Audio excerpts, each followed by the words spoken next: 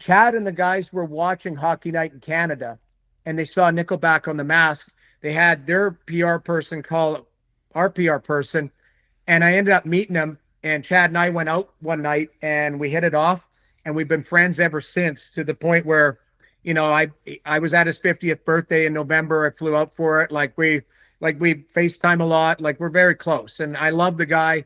I've always been a Nickelback fan. I think he's a brilliant songwriter. Always has been. You know what the weird thing is, and I would only say this, like I tell people this all the time. There's public perception and private perception, Mm-hmm. and sometimes they don't match. With Chad, I don't know if you saw their Netflix special, Love to Hate Nickelback. Yep. It shows behind the scenes of them. They're good guys. They're kind guys. They're generous. So I've got a lot of time for Chad. So yes, Kipper has been to Chad's house.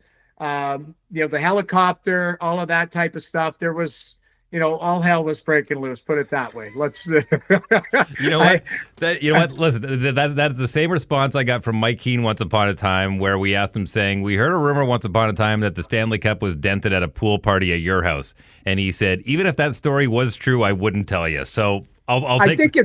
I think it was dented at Pantera's, wasn't it? Like, because I've heard that story where somebody tossed it out from the second floor, tried to hit the pool, and it hit the deck of the pool and then went into the pool. Mm-hmm.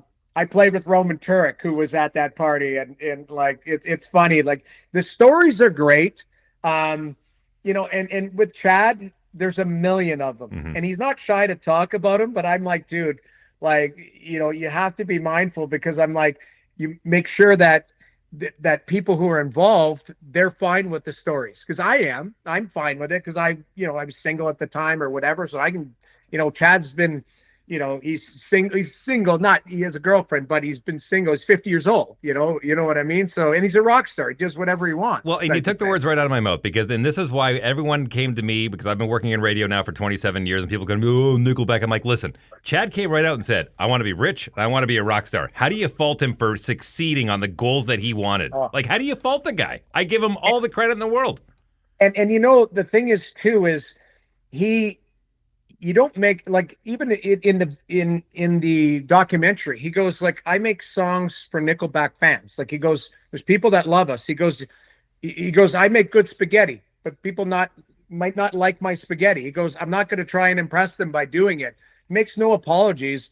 I just think that the hardest part, and I've been out with him, I mean, 100 times, maybe more. Like, and the thing that always makes me sad in the sense is, nowadays people are such idiots. People want to click or something. They'll walk up to you like, you suck, you this. And Chad is so gracious. He's usually like, well, hey, that's your opinion.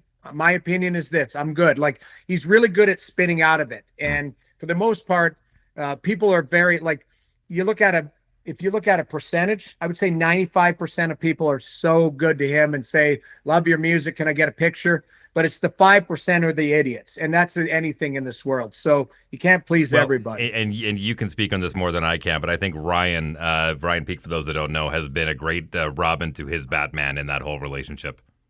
Yeah, Ryan, him and Trina, they're very based, right? So him and his wife, they've got Obaka, that charity. They literally want to save the world.